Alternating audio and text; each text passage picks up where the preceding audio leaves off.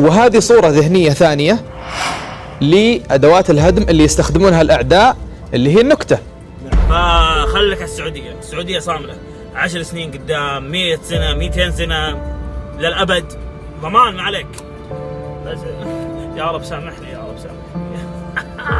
يقول لك اللبناني او مدري ايش اذا دخل زواج وطلع معاه ورده، السعودي يطلعوا معاه الحافظات ومعاه مدري ايش. احنا من الطف الناس مع نسائنا، احنا من الطف الناس، واللي كسعوديين وكشعب سعودي من اكرم الناس، من اطيب الناس. هذه ادوات هدم، اذا كنت تستهين فيها ترى اثرها العميق في الصورة الذهنية.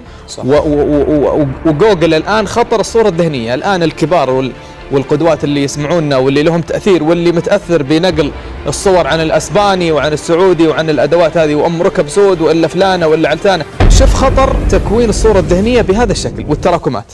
الأجانب يروح المستشفى يزور أخته أو أمه أو أحد قريب منه بيده باقة ورد. العائلة الأجنبية يركبوا السيارة. أهلي بنت عمي شو كيفي؟ لك جبت الفواكه معي؟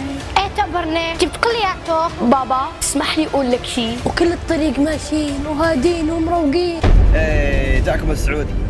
جاكم السعودي يدخل ما معه شيء ويدق على الاستقبال، وين فلانة أو وين فلان. العائلة السعودية أول ما يركبون السيارة ينزل لك يا حبيبي فيلم أكشن للتاريخ. يبا عرس كليم. يما نبي نتكذب من السوق، المبزرة عاد قلبين السيارة ما مشت. وش القولبة؟ تصنيع الصورة النمطية ومثال ذلك. اللبناني يجي من السفر يهدي زوجته وردة، المصري يجي من السفر يهدي زوجته مدري ايش، السعودي يجي من البر مع ضبان ويصلح عند باب الشارع اطبخون مدري ايش. خليكم مثل اللبناني، لا داعي لولده قال يبعث لك حمه غير حيه، حمته ويتشافى منها ان شاء الله. المشكله عندنا كيف يدعي على ولده جاي لك الحادث لين عفط النص يمخباك. فيتم وضع السعودي في صورة الإنسان البغيض الجلف ناقص الحب والحنان، والخليجي الشخص العابث المسرف اللامبالي المغازلجي وكذلك. يلا جو جود بوي الو يلا بروح العب. ابو محمد قايل لك ظاهر ان التاير مبنشر صح؟ لعبت. تصوير الفتاة السعودية على أنها فاقدة للأنوثة، والخليجية على أنها جاهلة أنانية سخيفة دلوعة.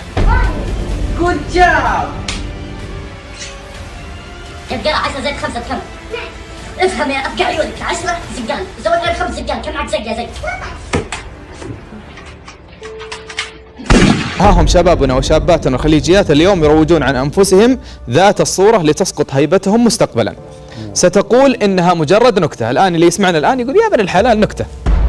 يما احبك، اللي يحب اللي يسمع كلامي يكون يصلي ويجيب الاخبار من البقاله، ينام مع الناس ويكون مع الناس. سأقول لكم، هل تعلم أن النكتة على وجه الخصوص أسرع وسيلة لغسل دماغ الإنسان وأكثر الأنواع التأثير الفكري؟ السعوديين هلا شلونك؟ بخير الحمد لله، عساك طيب بخير. من الأجنبي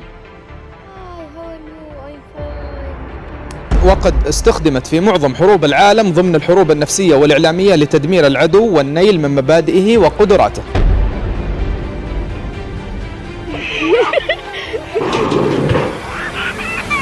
أيام الاستعمار البريطاني لجمهورية مصر مثلا، حين علموا أن الصعايدة أصحاب نخوة وقوة وثبات أرادوا كسرهم وبثوا نكت تسخر من غبائهم وليس ضعفهم، حتى رسخوها فيهم وفي أجيالهم. تنقار. ايه اللسان ده؟ بتاع القار بتاع تنقار. دي فين بقى؟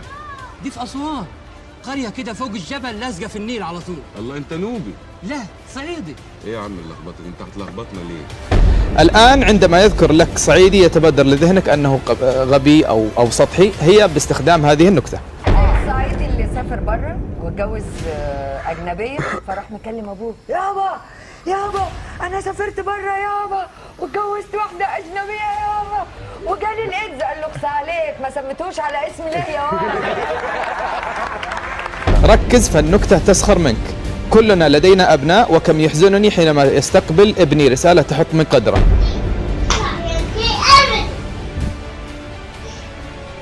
كلنا لدينا بنات، ولكن يحزنني أن تستقبل ابنتي رسالة تحط من قدرها وقدر بنات بلدها. احنا نفكر نقول من اللي أطلقها؟ أنا؟ وإنما أطلقها غيرهم للنيل من مكانة شبابنا وبناتنا في سبيل توطيد أمورهم الاقتصادية والاجتماعية لتهتز نظرتنا لأنفسنا ويصبح النكت قناعات مع مرور الوقت. السلام عليكم.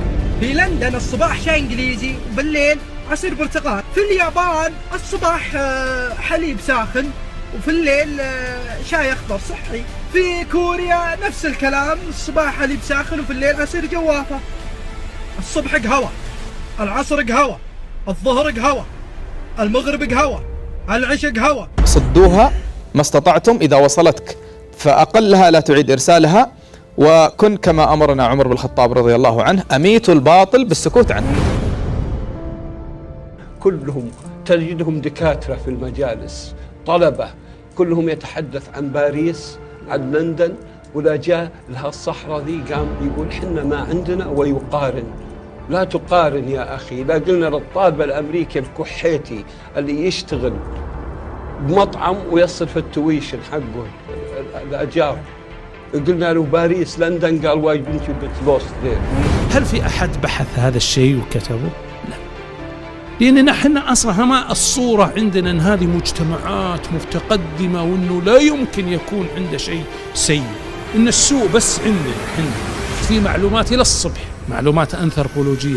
أنت اقرأ المستشرقين عندنا كيف حكموا علينا، خاصة تشارلز داوتي. شوف الرحالة الإنجليزي تشارلز داوتي اللي جاء للعلا وجاء الحايل وجاء للجوف، اقرأ كتابه ونفس الكلام اللي قالوا عنه رح طبقوا عليهم. الشعب الذي يعيش في هذه الصحراء لديه الكثير من القيم والمبادئ والركائز، لأنه عاش في هذه الصحراء لمدة طويلة. لديه خصلتين مهمة: الأولى دهاء، هذا اللي جعله يعيش في صحراء صعبة، والثانية عزيمة جبارة تجعله يقاوم أي شيء ويصل لأي شيء متى ما اقتنع فيه.